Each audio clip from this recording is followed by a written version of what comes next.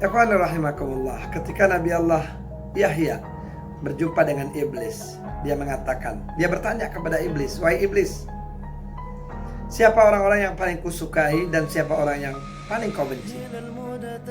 Maka iblis mengatakan, seandainya bukan Nabi yang bertanya, seandainya bukan engkau yang bertanya wahai Nabi Allah Yahya, maka aku tidak akan menjawab. Para iblis, para syaitan ini paling takut dengan Nabi, karena Nabi bisa menghukumnya, bisa memarahinya. Dan ia pun menjawab apa yang ditanyakan oleh Nabi Allah Yahya, "Wahai Nabi Allah Yahya, orang yang paling aku suka, orang yang paling aku suka, orang-orang yang gemar ibadah, suka ke masjid, suka sholat, suka ngaji, tapi bakhil. Jadi suka ibadah tapi bakhil, menunjukkan ibadahnya itu nggak diterima oleh Allah Subhanahu Wa Taala. Dan orang-orang yang paling aku benci," kata iblis, adalah orang yang biasa-biasa saja, tidak terlalu menampakkan banyaknya ibadahnya, akan tetapi orang tersebut selalu membantu orang lain, karom, mulia. Itu yang orang yang paling aku tidak suka. Tapi Allah Yahya bertanya, "Mengapa begitu wahai iblis?" Ya, karena orang-orang yang bakhil tidak mungkin masuk ke dalam syurga Allah. Dan orang-orang yang bakhil, pertanda ibadahnya sebetulnya tidak diterima oleh Allah Subhanahu Wa Taala. Tidak ada tempat bagi orang yang bakhil di dalam syurga.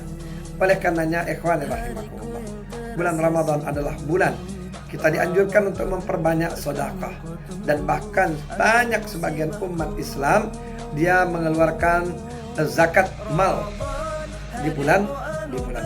Bahkan orang yang miskin sekalipun, dia hanya bisa makan di hari itu sampai besok paginya pun disuruh untuk mengeluarkan zakat yang dinamakan zakat fitrah.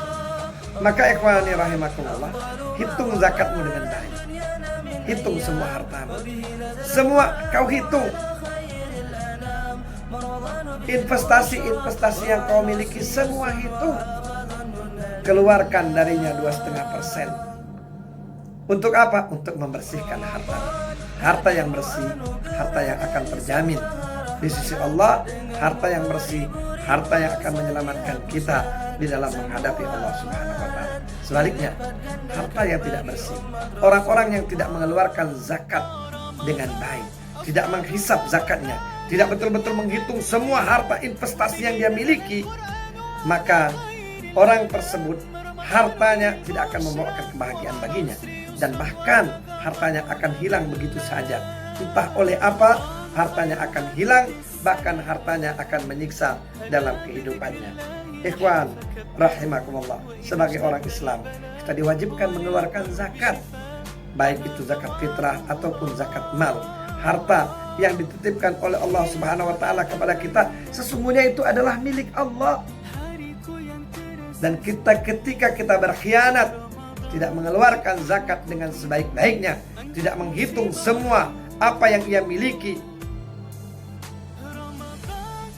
semua apa yang ia investasikan, dia tidak hitung, maka kehancuran akan mendatangi kehidupannya.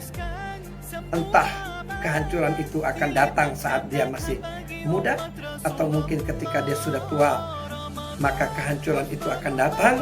Semua harta itu akan ditarik oleh Allah Subhanahu Wa Taala. Kalaupun harta itu tidak ditarik dalam kehidupannya, Allah akan timpakan semua harta tersebut di dalam hisab ketika ia menghadap kepada Allah Subhanahu Wa Taala. Maka di bulan Ramadan yang penuh dengan keberkahan, penuh dengan kemuliaan, bulan yang dimana kita mesti berbagi kasih, man la yarham la yurham, kata Allah. Orang yang tidak punya rasa kasih, maka Allah tidak akan kasih kepadanya. Orang yang tidak punya rasa sayang, Allah tidak akan sayang kepadanya.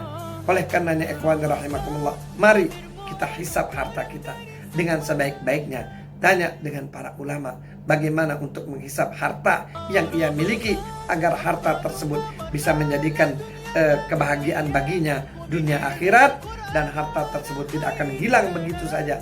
Harta yang dikeluarkan bal yazdad akan bertambah kata Rasul sallallahu alaihi wasallam.